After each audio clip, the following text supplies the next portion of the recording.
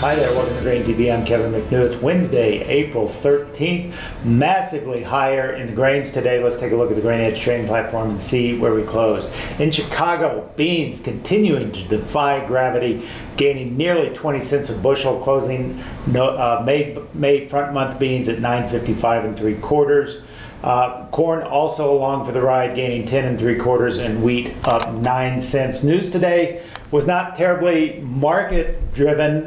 It was more sort of continuation of fund money moving around. We've got some rolling going on. We've got some more longs being acquired in beans, and there is some news about Argentina's crop that is about to be harvested, or should be getting harvested, but we're having some rain delays down there. So the outlook in the weather is there's been substantial rains in the last few days. There continues to be an outlook for rains all the way out till about April 22nd before it starts to turn drier. And so that, in conjunction with the fund money, is basically causing this market to rally. Now, if you're a farmer, I think you really got to be paying attention to this sharp move higher. We have beans approaching high levels that we haven't seen in a long, long time.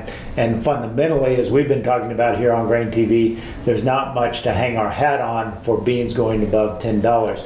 Anyway, let's turn back to some of the other news that came out today. EIA ethanol numbers were out. These were disappointing, to say the least, with production coming down 38,000 barrels a day to 938,000. Stocks were also higher, but corn didn't seem to flinch on that news, really. And what's interesting about all of this, we have had a big run up with today's gain in particular of 10 cents on corn. Let's take a look at the daily corn chart. And what's amazing about this is if we go back to March 31st, we are now trading the same level we were right before this crop report. So the area that's highlighted in this chart is the day of the crop report. We actually traded a little lower before the report came out, but the upshot of that report was much higher acres and a big sell-off in corn. We have managed to close that entire liquidation of that entire selling pressure that we had there, and are now back on our feet where we were before that number even came out. Now, on the other side, beans has been off the charts. Of course, we've had a run up in beans since March. Some of that was driven by the Brazilian real. Some of it was by expectations of better exports. We got the better export number in this week's WASDE report from USDA, at least in terms of their forecast.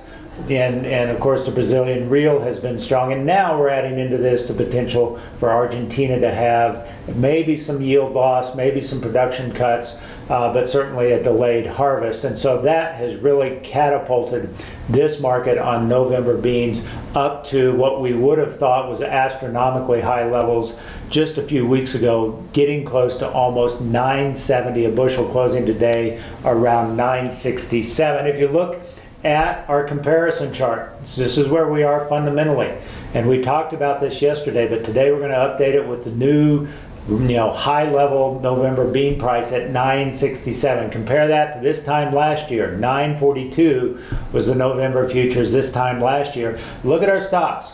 445 million bushels. That number is not changing. It's not changing from any sort of substantial way. Maybe a few bushels here or there, a million bushels here or there, but old crop stocks are plentiful compared to last year. 347 last year, 445 this year, and world stocks also as well. Now, Argentina could see some lost acres as a result of this, but it doesn't fundamentally change the outlook for very large stockpiles. Now, if we're looking at beans, what are some of the points that I want to drive home here about why a farmer should really be thinking about pricing beans at 960? First, let's talk about the Brazilian real. That is a phenomenon that's sort of counterintuitive. When you have political instability, you usually expect currencies to devalue, but not in Brazil. In Brazil, we're seeing strength in the Brazilian real because of the political ousting, if you will, of their current president. So the economy is expected to turn around. The currency in Brazil has gotten stronger because the corrupt president is being kicked out. I don't know too many countries that can make that transition from a corrupt bad economy to something that is fundamentally that much better just by kicking out the current president. So in my opinion, and again, this is my opinion, I don't see the Brazilian real strength as a long-term buy here. I just don't think it can hold on that kind of instability. Argentina, yes, they're going to have some delays, but ultimately that crop's still going to be there. Yes, we may, shave off a few, decimal points on the metric tons here, but overall, it's still going to be a big crop. Now, what most people haven't been talking about, and I've been sort of concerned about, is the situation in China. A few weeks back, China's government said they were going to eliminate the corn subsidy program for corn farmers in China. That has major ramifications. First of all, directly in the corn market, it's brought their price in China down to the free market price, so they're not going to import DDGs from us. They're not going to import milo from us. They're going to consume off this large 250 million metric ton stockpile that they have built up over the last 15 years.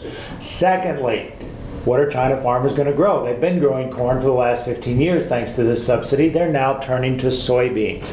So certainly this year they will probably plant more soybeans, but going forward, if this is the policy of Beijing, then you can bet they're going to continue to grow more soybeans, and that takes away our number one customer. So from my standpoint, I'm looking at this situation in beans going, this could get very dire if the Brazilian real turns lower, if China starts to grow more beans in this coming season. All of these factors, I think, make 960 a very palpable price to start pricing some of your grain. We had 860 not all that long ago, and that was looking pretty bleak. So now we got a dollar gift in the form of 960 on the board, and I would encourage many farmers to start looking at that. If you have questions about how we can help you at Grain Hedge, by all means give us a call, 877-472-4607, or visit us online at grainhedge.com to learn how we can help you in your own marketing situation. As a Grain Hedge trading client, you'll get our technical alerts email first thing every trading day. Technical Alerts is a powerful system that generates quality trading opportunities. Each trading opportunity shows a chart and analysis providing clear price targets and risk potential. Technical Alerts look at historical chart formations and compare the current environment to the past to form concrete trading recommendations. The commodities covered by Technical Alerts includes grains, livestock, crude oil, currencies, bonds, and metals. Start your trading day with the most powerful insight into market direction and improve your trading today. Sign up at grainhedge.com to become a client.